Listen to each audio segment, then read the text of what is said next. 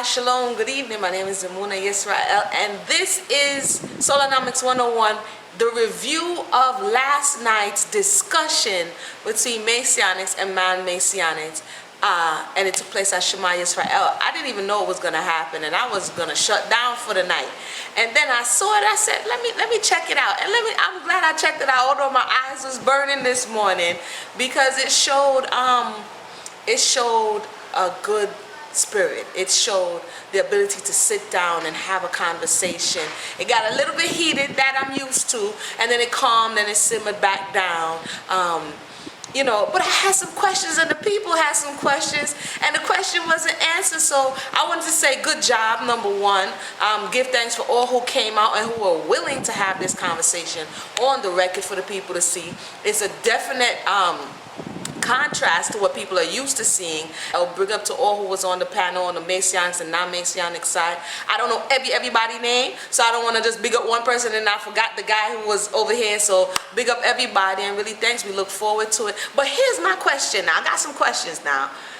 Question number one. This one's for the Messianics. If you want to answer it, all respectfully, in the spirit of the conversation, respectfully. The first question I had was, where in Torah? Because the conversation was about the authenticity or the validity, that's where I came in at, and then they said it didn't like the JC name, so of Yehoshua, Yahawashi, that was a bit of a debate, the Messiah, let's just put it like that because there's so many different names. The question was, where in Torah is it permissible for the Creator to accept a human sacrifice for atonement? That was my question number one. Where in Torah is it permissible? Because once we get into the New Testament, then now the consensus is that this is an acceptable sacrifice. So the question is, if it used to be rams and goats, now we have a human being. Where in Torah is that acceptable? That's question number one. Question number two, okay, let me give a question to the non-Messianics now. As they established last night, everyone is looking for a Messiah, but some just don't believe he came yet. So just for the purpose of this discussion, Messianics, non-Messianics. For the non-Messianics now, the question is, what is the difference? Because I know there was some points of contentions that came out. So what is the difference between calling on the name of the Most High and saying the power of Abraham, Isaac, and Jacob? Is there a difference between that? And I know the brother brought it out, but I just wanted more clarity. You're calling on the power of Abraham, Isaac, and Jacob, and praying in the name of, whether they say Yehoshua, Yeshua, Yahawashi. Is there a difference between calling on the power of Abraham, Isaac, and Jacob, and calling or praying in the name of somebody? So calling on the power of somebody or praying in the name of somebody. Is there a difference in your understanding? And if so, what is it?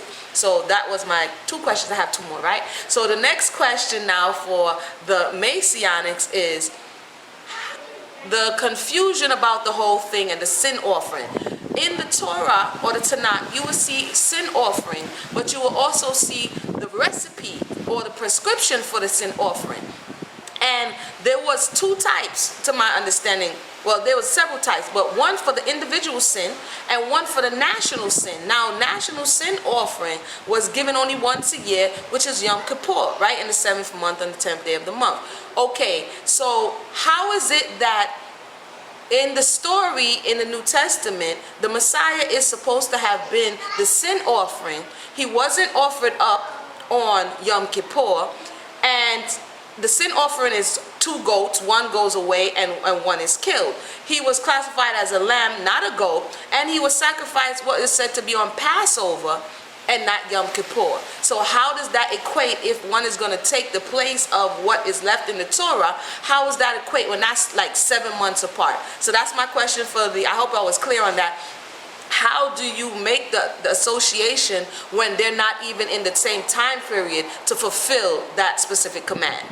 Lastly, for the non-Messianics, the question was, one brother brought up the question to say, we're not breaking Torah, we're keeping Torah. And I know it came up that if you are calling on someone beside the Creator in the same breath as the Most High, then yes, because that actually is breaking the first commandment. So I guess that ties in with the first question.